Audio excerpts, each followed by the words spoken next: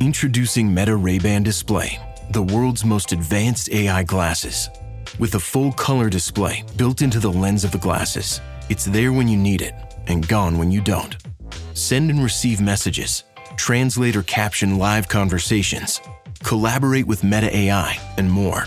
Be one of the first to try Meta Ray-Ban Display. Visit meta.com/Meta Ray-Ban Display to book a demo and find your pair. This podcast is brought to you by Carvana. Carvana makes car selling fast and easy from start to finish. Enter your license plate or VIN and get a real offer in seconds, down to the penny. If you accept, Carvana will come pick up your car from your driveway. Or you can drop it off at one of our car vending machines. Either way, you get paid instantly. It's fast, transparent, and 100% online. Car selling that saves your time. That's Carvana.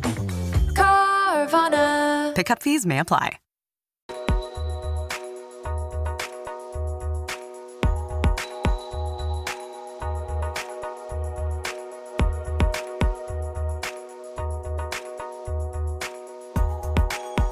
Welcome to episode 81 of the Inside Job Boards and Recruitment Marketplaces podcast. I am Stephen Rothberg. I am one of the co-hosts, and I'm flying solo today. Peter's unavailable for today's show, unfortunately, but should be back in the next episode or two.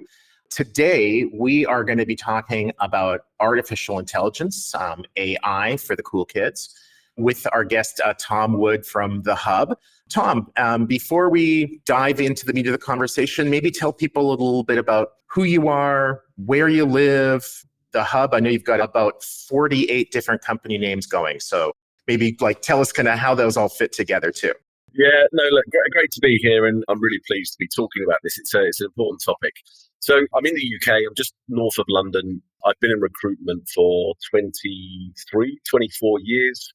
Built recruitment companies, exited recruitment companies, my own businesses, other people's businesses. We pivoted, my wife and I, in 22. We saw the challenges for the job searchers. We saw the challenges for hiring companies. And after many years of being in recruitment, we felt it was time to try and improve some of the processes. And that coincided with AI. So some of the companies you'll see, The Hub is our job search support platform. It's an intelligent AI platform that combines real people, real guidance, real knowledge alongside intelligent AI. So that's our job search platform. We've then got recruitment companies that are still kind of running ED Sales, ED Digital, Tom Wood Coaching. There's some kind of old businesses that will kind of just peter away, if you like. The focus for us right now is The Hub, ED Hub, which is the parent company. And ultimately, our goal is to enable job searchers to get hired quicker and easier, overcome the challenges, utilize AI the right way.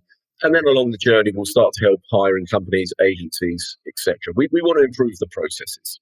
So it sounds like a lot of sort of the main business, if you will, is focused on helping the job seeker. That's your primary focus. It's primarily candidate focused. So are the job seekers your clients then? Do they pay you for assistance? Or we saw in 22 was this shift in the job market where suddenly job searchers were struggling to get hired. And yeah, I think that the pivotal moment for that was COVID. The pivotal moment for that was remote working. And all of a sudden the talent pools became much bigger and the choice was much bigger. So if you look at the USP, if you like, so where I am, I'm in London or north of London.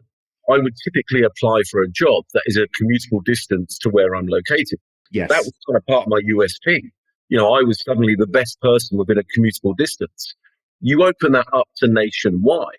I'm not that attractive anymore. I'm not the best person in that region. Your wife would disagree. She would say you are very attractive. She might not. She might be thinking I've now got a wider pool to fish with. And that's the problem. So suddenly these USPs have gone. And from a hiring company's perspective, that's made it harder because the choice is so wide. So challenges came in. 22, we saw this, and we saw this increase of time to get hired. I think post-COVID, it went from 4 weeks. Pre-COVID 4 weeks. Post-COVID, it went to about 3 months. We're now sitting at about 9 months on average globally for people to get hired, and it's climbing. So we saw this and we went, right, we need to fix this. And there's a knock-on effect to that. Mental health. There's anxieties. There's drug addiction, alcohol addiction, homelessness, suicide. All of this is on the up. Yeah, absolutely. So one point of clarification, and then definitely want to dig in more into the AI piece of it, what you're seeing, what you're telling candidates, employers, whatever. When you said that it went from, I think you said like 4 weeks to a couple of months, is that from the start of when somebody says, I'm going to look for a new job until they actually start? With rare exceptions, I don't think I've ever heard of an employer taking 9 months from the date of receiving an application until start. If there's a security clearance or you're hiring a CFO, sure. But if you're hiring somebody to like make sandwiches, Yeah.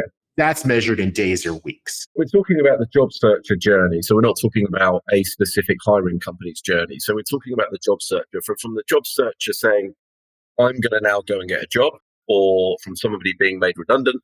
Yeah. That time for them to secure a new role is now globally, the average is 9 months plus.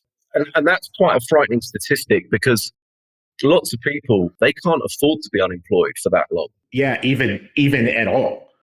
When most people quite literally are living paycheck to paycheck, and they're only a couple paychecks away from being homeless, you ask somebody to take 9 months, it's devastating. So we've had some really frightening stories. People losing their homes, people losing their families. One lady that I was talking to was living in her car in California. We're in this period now, I think, where people haven't paid enough attention to this growing problem. And it's still growing. I mean, to give you some context before we go into some of the specifics. Yeah. In the US, for example, the US has about 38 to 40 million people that are open to work at any one time. Sure. On LinkedIn, let's say. On LinkedIn, there's about 38 to 40 million people open to work at any one time. There's 5 million open vacancies in America on LinkedIn. So you look at that and you kind of go, well, there's just not enough jobs for the amount of people that are now out of work. The UK is very similar. The UK, there's 5 million people open to work. There's 900,000 jobs on LinkedIn. So you only have to look at that as one platform to go, there's a problem here. Application levels are now anywhere between 500 and 1,000 per job. So there's huge problems. And those problems, you can overcome them. Those problems are fixable, but it's about education, because the job searcher typically is still operating the same as they did pre-COVID. They're still applying to jobs. They're still uploading their resumes. They're still, hitting easy apply. Things that would have worked pre-COVID aren't working now. What I love about the Workforce Agility Limited Series by Cornerstone was we talked to executives and customers all about skills. Skills. Cornerstone has a wonderful background in learning and development, training, etc. Their LMS is world class, but they've centered the business now, not just on that, like building upon that, but building upon how everything is moved to the skills economy. So check out the limited series called Workforce Agility, and you can get it wherever you get your podcast. And it's just a wonderful series where we talk to their executives on the shift of why, and also their customers that are using it. So check it out whenever you get a chance. Appreciate it. Yeah, or even in that year or so coming out of COVID, right, when employers couldn't hire quickly enough. So you mentioned the hundreds of applications per job.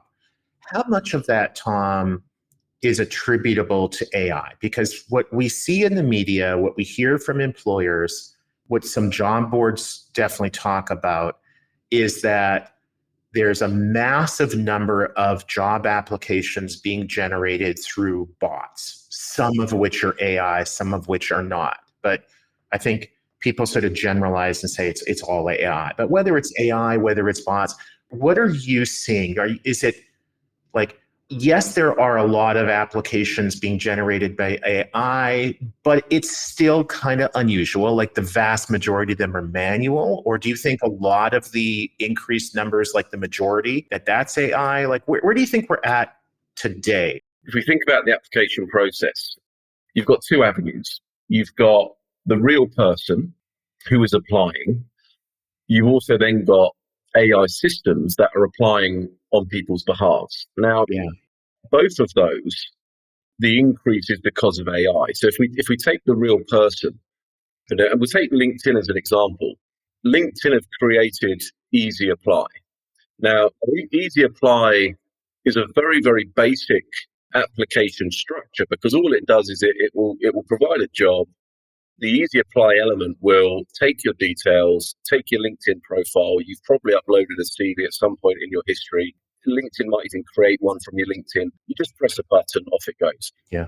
That's an element of AI in terms of it simplifying that process. So that's become really easy for people to do. And I talk about this a lot. People go home in an evening, finish work or whatever they've done, kids have gone to bed, glass of wine, bottle of beer, and they sit and tap. And in some cases, they could do 300, 400, 500 in an evening. But is that an outlier or is that the norm? That has now become the norm because people have this mentality of it's there, it's easy, more is better than less, quantity is better than quality. So that's the people part. So you've got an increased volume because of how easy it is to apply to these jobs. You then go over to some of these platforms out there, and I saw one recently, and part of their promotion to the market was we can apply to 30,000 jobs a month on your behalf. Yeah. Now, what that's doing is it's kind of data scraping. It's linking into maybe loads of these open AIs. It's putting in loads of jobs. It's scraping loads of jobs in. It's doing a really basic keyword match. And when I talk about keyword matches, we're talking about maybe one or two words that are in your resume that they're matching to a job. So, for example, let's talk about talent acquisition. You know, somebody might be hiring a talent acquisition role, and the word that matches in your CV is acquisition. But acquisition, as we all know, means that you're purchasing something, you're buying something, you know. So somebody might be a purchasing assistant, a head buyer. Yeah, I assisted in the acquisition of lumber for our hardware store. Exactly. But because of the keyword match, this matches the job. So what these companies are doing, and it's really basic AI, it's ChatGPT really, is they're matching a keyword to a job, and then they're spamming your profile out to 30,000 jobs. So you've got this huge level of applications that are going out to all these jobs. What's happening is you're creating this bottleneck, essentially, because so much is going in. It can't get through. The talent acquisition teams, the recruiters, they've got this overwhelmed input of volume. So I think to answer your question, there's two parts. There's the systems that aren't fit for purpose, and they're not what I would call our intelligent AI. They're basic AI. They're spamming the market. The applications are real people, but they're not relevant to the job. You know, they're just wrong. And it's bad matching, poor matching, but they're spamming the market. And then you've got people that are sitting at home going, well, I'm just going to do Easy Apply. It's there. It's on LinkedIn. It must be credible. They're banging out Easy Apply. And again, look, LinkedIn has got a really basic matching capability. They don't have an intelligent matching. They've just got a keyword. So LinkedIn, you have on your profile 50 skills. Lots of people go, well, I haven't got 50 skills. We'll just add in any skills that I can think of that I might have. And that matches you to jobs. So you then start easy applying to those jobs. So there's two things going on. One is the people are going for the quickest route possible. Second part, AI is spamming out. And it's just creating these huge volumes in the job market. We've got about 1 minute left. So the audience, the people who are listening to this podcast are primarily leaders of job boards, recruitment marketplaces, you know, others that are very interested in an industry. Pull out your crystal ball. 2 years from now, what would you like to see job boards, recruitment marketplaces, whether it's a LinkedIn and Indeed, a Total Jobs, a College Recruiter, whatever? What would you like to see us be doing differently with respect to the job application process, the easy applies, the AI assisted? We're going down the AI route. So I think for us to say that we're not going to go or continue down that route would be naive. I think there has to be intelligent AI. So I think a lot of the what I would call basic AI systems that are out there need to be removed. We need to bring in intelligent AI that is programmed to think like a human and make assumptions and make assessments as a human would. I think the bar in terms of the AI has to be high. So if we're talking about job matching, you know, we've got to have a high bar of job matching. And the intelligent AI that I'm talking about is job matching that doesn't just look at keywords. It looks companies, it looks at industries, it looks at sectors, it looks at career development, it looks at how long have they been in that role, tenure, successes, and it makes an intelligent assumption based on that job matching. And the technology's there. Technology, we're using it on the hub. We have that technology, but it's more expensive. It's more detailed, it's more programmed. By using that technology, the results are more accurate and they're less.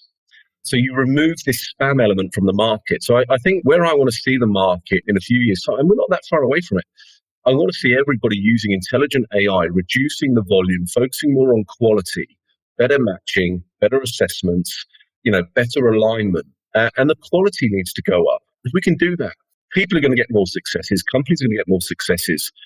People will get less volume. They'll get more quality. So we're bringing back kind of the USPs of people. We're removing this volume, this quantity element, because it's better alignment. It's closer matching. It's looking at the intricacies of people. Look at people's soft skills. Look at their hobbies. Look at their backgrounds. Let's make some intelligent assumptions based on their character. You can incorporate. One of the things we're doing is we're able to start to read people's language and actually analyze them and almost do a bit of a psychometric assessment of the person based on the language they're using. So you can actually go, this person's an amiable person, this person's analytical, this person's a driver. So you can create that kind of analysis just from their documents. Let's be smart. AI is there. Let's use it properly.